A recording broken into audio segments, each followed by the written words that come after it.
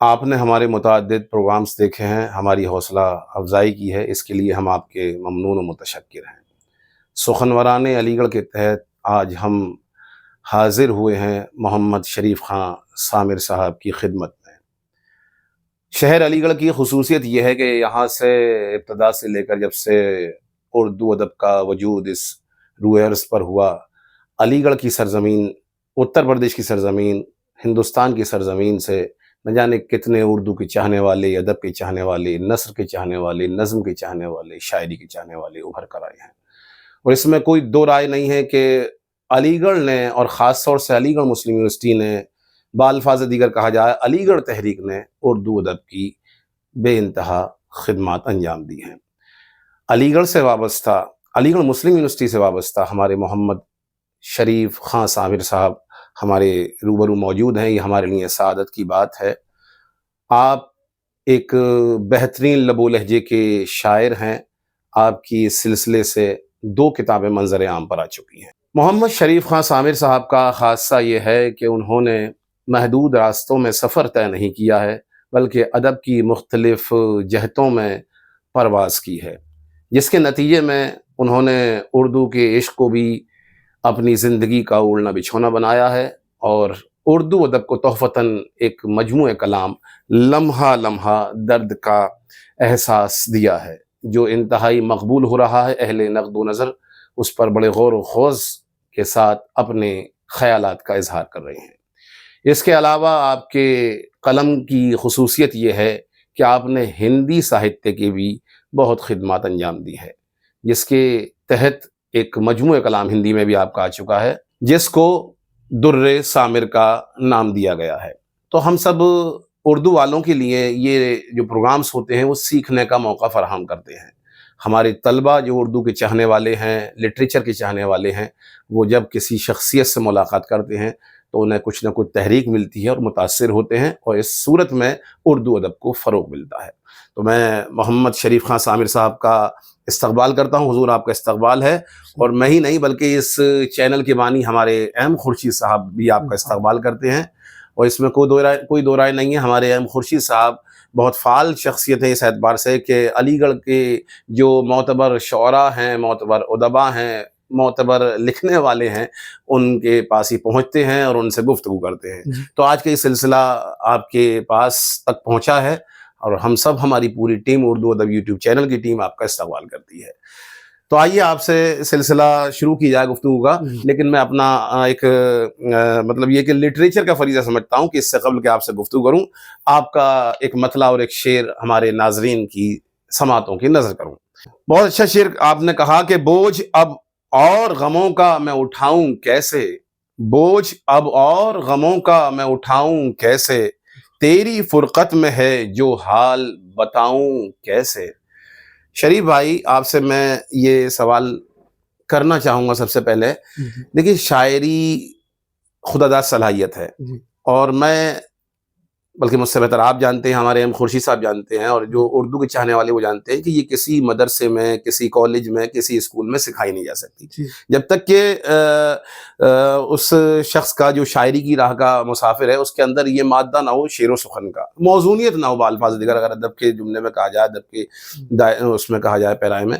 تو آپ ذرا سا مجھے پہلے بتائیں کہ آپ کی شاعری کا سلسلہ کس صورت سے شروع ہوا، وہ کیا وجوہات تھیں جو آپ شاعری کی طرف راغب ہوئے؟ میرے محترم والد صاحب، اچھا، ان کی نشست و برخاست میں رمز آفاقی صاحب اور اشرف امین صاحب پروفیسر انگریزی ڈپارٹمنٹ، جی جو وہ آتے تھے ان کے پاس اور ان سے بات چیت کرتے تھے۔ اچھا، تو اس میں ایسا ہوتا تھا کہ ایک شمع ادبی معمہ ہوا کرتا تھا اس زمانے میں۔ جی تو اس کے اشارے میں وہ کچھ بات چیت کرتے تھے، وہ اشارے پہ خان صاحب یہ اشارہ ایسا ہے، تو انہوں نے شمع ادبی معمہ جو ہے اس کا کچھ سنستھا بنا رکھی تھی۔ تو اس کے وہ تھے، اور وہ وہاں سے یہاں سے دلی لے جاتے تھے۔ اچھا، تو وہ اسے وہاں پر بیٹھا کرتے تھے اور بات کیا کرتے تھے، تو میں سنا کرتا تھا، میں نے کیا مسئلہ ہے۔ تو اس کے بعد پھر ان میں شاعری بھی ہوا کرتی تھی۔ پھر مجھے وہاں سے کچھ عادت پڑ گئی، مجھے وہاں سے سلسلہ شروع ہوا۔ اس کے بعد پھر میں پی آر او آفس میں سروس کرنے لگا۔ اس میں وہاں پر عبید جمال شمسی صاحب سے ملاقات ہوئی۔ ماشاءاللہ، انہوں نے سکھایا کہ ایسے شعر کہو، ایسے کہو، تو پھر وہ سلسلہ شروع ہو گیا۔ اور اس کے بعد جب शेर को तलाशने की जरूरत पड़ी। जी जी। तो फिर उसके बाद उस्ताद मोहतरम से मुलाकात हुई। वो फारसी डिपार्टमेंट में स्कॉलर थे। जी जी। नौशाद आलम शाह साहब। अच्छा, नौशाद आलम शाह साहब, नगीना वाले गालिबन, धामपुरी। तो उन्होंने वो मैं उनसे शेर सकुन लेता रहा, इसला लेता रहा, फिर वाह वाह, चलता रहा, सिलसिला यही चल रहा है। वाह वाह वाह। नाजरीन, आप समाअत फरमा रहे हैं अलीगढ़ के मशहूर शायर मोहम्मद शरीफ खान सामिर साहब को। शरीफ खान सामिर साहब, मैंने जहाँ तक देखा है तो मैं गोपाल दास नीरज से ही मेरे ताल्लुकात थे और शहरियार साहब से भी थे। अलीगढ़ की सरजमीन ने क्या क्या शायरों को पैदा किया है। जी जी। हाँ, और उसी सरजमीन पर हमारे शरीफ सामिर साहब भी हैं। अभी आप बताया कि आपके 2 मजमूए कलाम आ चुके हैं, एक उर्दू में और एक हिंदी में। माशाल्लाह, तीसरा भी आ रहा है, तीसरा भी आ रहा है। तो जज्बा इश्क। हाँ, और आपको शौक कैसे लगा? जज्बा इश्क, शौक कैसे लगा? तो आपकी शायरी का शौक जैसे शुरू हुआ, ठीक है, अब आप AMU में भी जॉब करते हैं जी। तो वक्त आपको कैसे निकलता है ये गज़लें लिखने का? ये रात के अंधेरे में लिखता हूँ सर। रात के ये रात में जब मेरी शादी से पहले मैं अपने पूरे बिस्तर पे, मेरी शादी हुई तो मेरी बिस्तर पे तमाम किताबें रखी थी। तो अहलिया उठा के रखती थी। क्या करते थे? अरे मैंने किताबें नहीं छू। तो रात में वो लिखता था मैं। अच्छा जी। शरीफ भाई, जैसे हमारे अहम खुर्शीद साहब ने इशारा किया कि जितने जो शरीफ नाम के अफराद होते हैं वो शरीफ होते हैं, बड़ी अच्छी बात कही इन्होंने। और आपने जवाब में बड़ा अच्छा जुमला कहा कि ये रात के अंधेरे में शायरी करता हूँ, वक्त कैसे निकलता। मैं इस सिलसिले से ये पूछना चाहूँगा, ये बताइए क्या शायरी का आपकी निगाह में कोई वक्त मखसूस होता है? नहीं। या ये जब एक मूड इसके लिए दरकार होता है, या ये खुद ब खुद शायरी उतरने लगती है? क्योंकि उर्दू अदब में 2 इस्तिलाहात हैं। एक है आमद, मैं इस तरफ ध्यान दे रहा हूँ, एक आमद और एक आवर्द।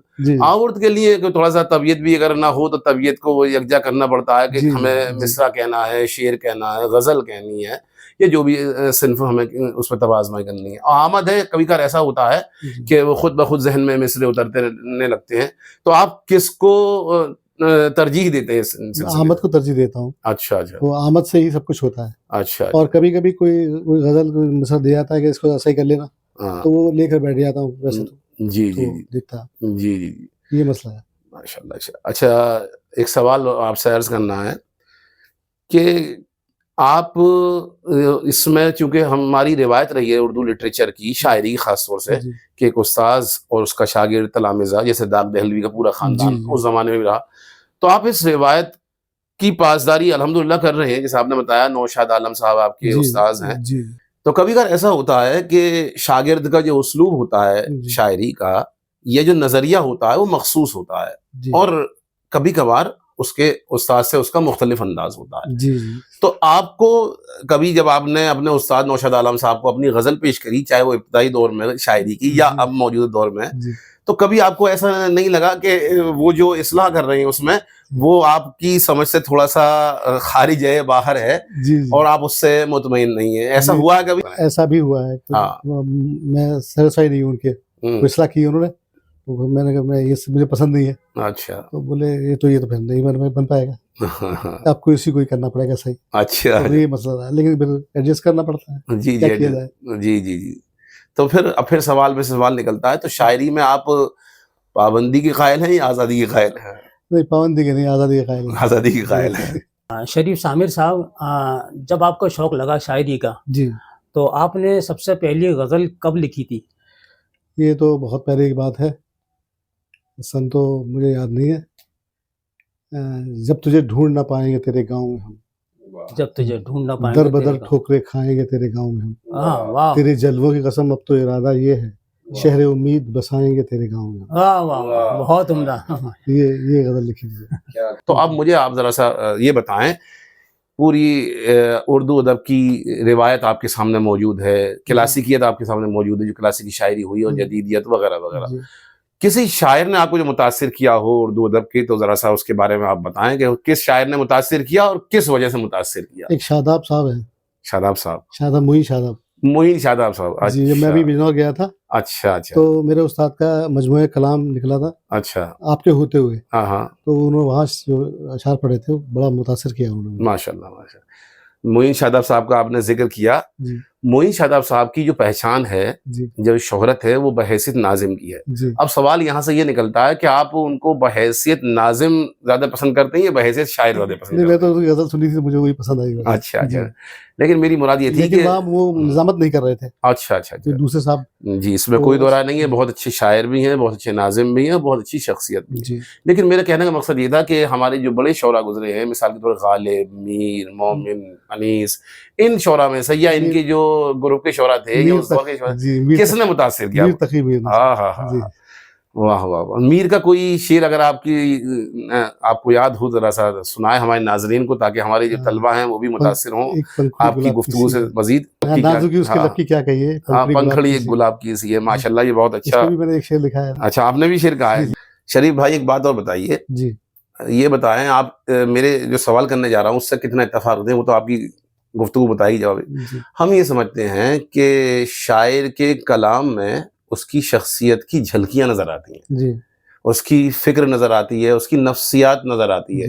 تو آپ اس سے کہاں تک اتفاق رکھتے ہیں یہ بتائیں ذرا سا ناظرین کو ہمارے. جی اچھا, یہ تو بات آپ کی صحیح ہے, لیکن ایک شعر میں کہتا ہوں.